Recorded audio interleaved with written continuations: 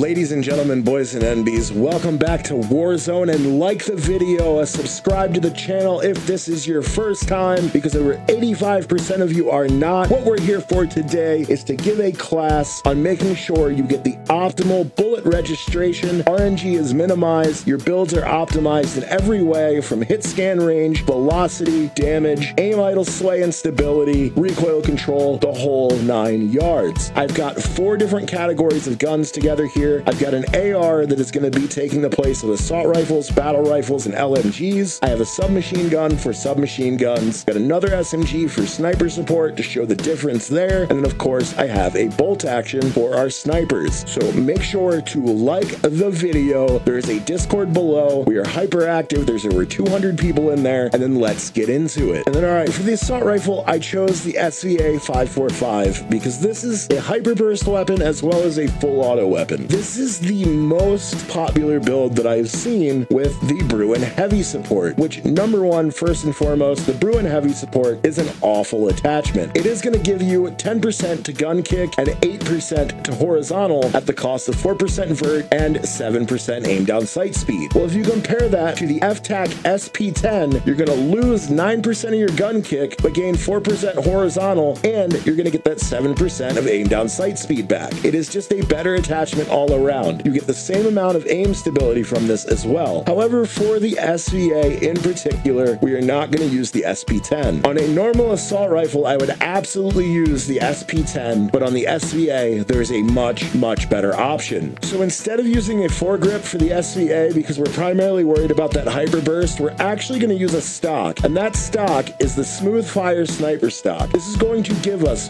4 times the aim idle stability from aim idle sway and firing aim stability, and this is going to bring our shots so much closer together on that 2-round burst. It's going to make it extremely easy to control at long range. It's just going to make you absolutely fry. The other change that we are going to make is we're going to go from using the Spirit Fire suppressor to the Sonic suppressor, but I do want to go in and show you a comparison of the first build to the second build. So we're going to go ahead and throw the Bruen Heavy back on the gun and then take it into the firing range. And what we're going to do in here in the firing range is we're going to take this gun, put it in a burst, put our back to the wall, and then we're going to fire 2 rows of 4 to show the deviation in the shots.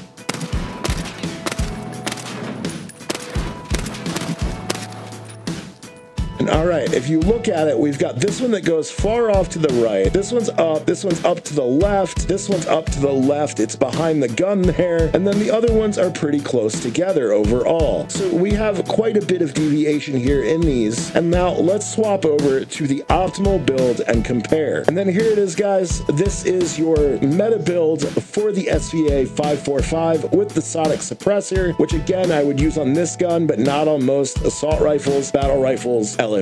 For the SVA in particular, this is your build. Now let's compare our shot clusters to those from before. So once again, we're going to throw it into burst mode, and then we're going to line up against the wall, and we're going to lay 4 more groups in 2 rows.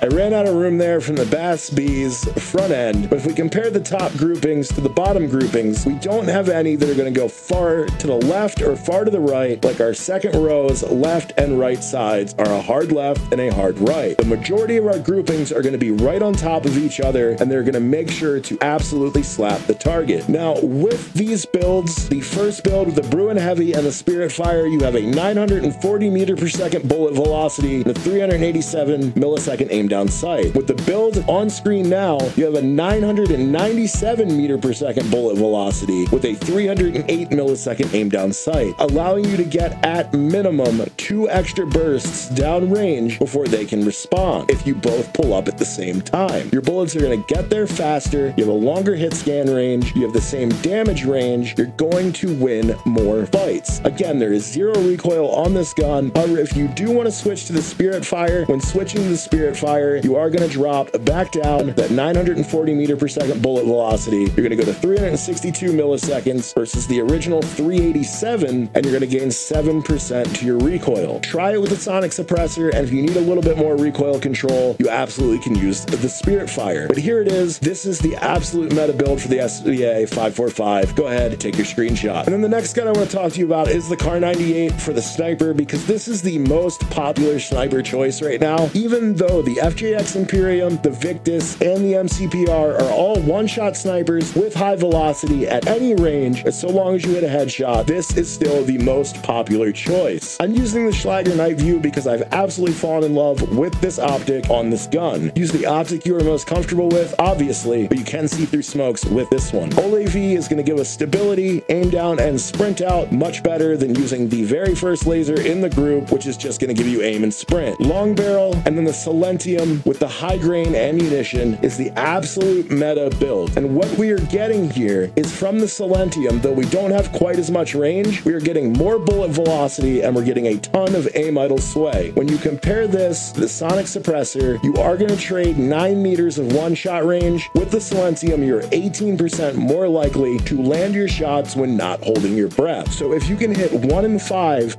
more shots on target with one attachment change, it is absolutely worth losing a small amount of aim down sight as well as damage range for one shot. At that range of 77 meters, you are at the perfect spot to transition over to needing 2 shots to kill. 2 chest shots are still a kill. This is wonderful. This is the build. With the sonic suppressor versus the Silentium, you're going to go from a bullet velocity of 1004 meters per second with the Silentium to, with the sonic suppressor being 985, you will win the fights about 18% more often with the Silentium. For most builds with a sniper, I want 2 attachments that are going to give me aim stability. Typically, I use a stock and the laser, but since we need to use a slot to put on an optic, and the Silentium is on this gun, the Silentium is an absolutely amazing attachment. But give the Silentium 792 a try, and I promise you, you will not go back. And then, all right, so once again, I did go with another meta